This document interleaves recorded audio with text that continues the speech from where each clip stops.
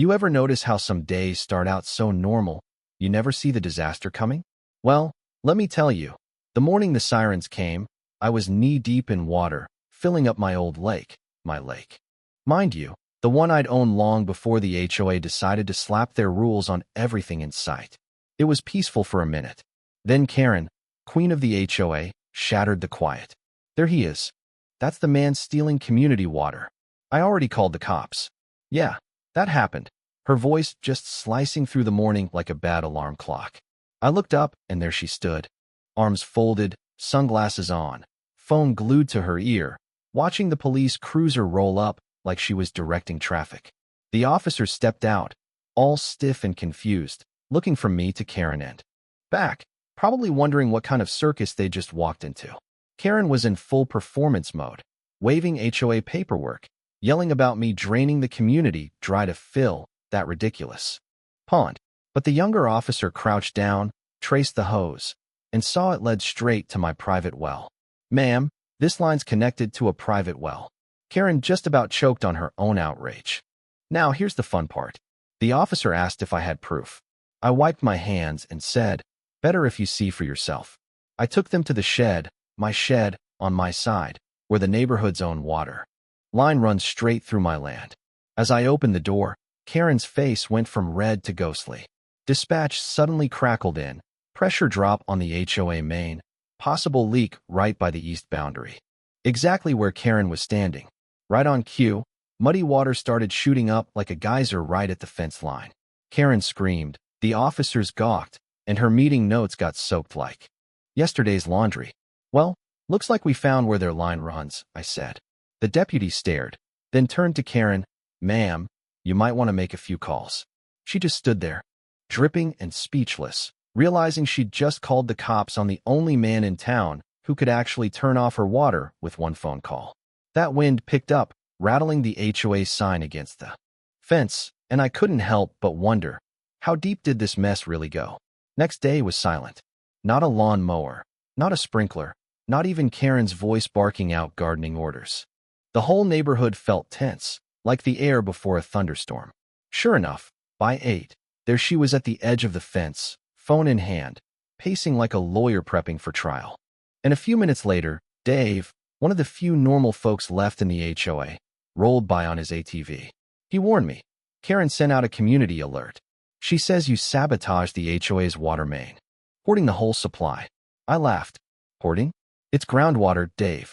He just grinned and said, logic doesn't work in Karen land. They're calling a meeting, bringing in the county inspector. That afternoon, I looked out and saw the full HOA circus, chairs, banners, and Karen at the head like she was running for mayor. Good afternoon, neighbors, she declared, drama dripping off every word. We're here because one of our neighbors is stealing our water. She waved those same soggy papers. Just then, the county inspector pulled up. He was calm, clipboard in hand, didn't flinch when Karen stormed up to him, practically shoving her paperwork in his face. Ma'am, he said, these are HOA bylaws, not county documents. She blustered about authority, but he set her straight. Authority over your members, not private land. He turned to me, asked to see my well permit. I handed it over, up to date, nice and shiny. Karen started squirming when he pointed out that unless the well was connected to her system, I was in the clear. She jabbed her finger at my lake, claimed the refill had dropped their pressure, but the inspector just frowned. Could be a break, not theft. Then, a twist, another burst of muddy water near the boundary. Inspector ran over, poked the ground, found their main line ruptured right where the HOA never had legal right to dig. The word easement hung in the air. Turns out, their entire water system was trespassing, installed years ago with no permit, no right-of-way, nothing. The crowd started murmuring. Karen tried to save face, blaming me, but the inspector laid it out. The HOA had been using my land for years without permission. That's a violation, plain and simple. Karen looked ready to faint. She tried to spin it, said the developer intended it that way. Not legal, I reminded her, and offered to show the maps down at the county office. She blinked, caught off guard, and agreed, figured. Maybe her lawyer could magic away a couple decades of mistakes. That afternoon at the county, the inspector laid out the plat maps for all to see. The HOA's main water line sliced right across my property, just like I'd been saying. Karen's lawyer tried to argue there must have been a verbal agreement, but the inspector cut him off. Verbal doesn't count, not for public infrastructure. This was illegal. The county could fine them or force them to move the pipe. Either way, it was going to cost a fortune. Back home, Karen tried to rally her board, but you could hear the cracks forming. Neighbors were whispering. Some were angry. Others, relieved it wasn't their fault. By that night, I heard a clinking by the lake. I went out with my flashlight, caught Karen herself, wrench in hand, trying to sabotage my valve.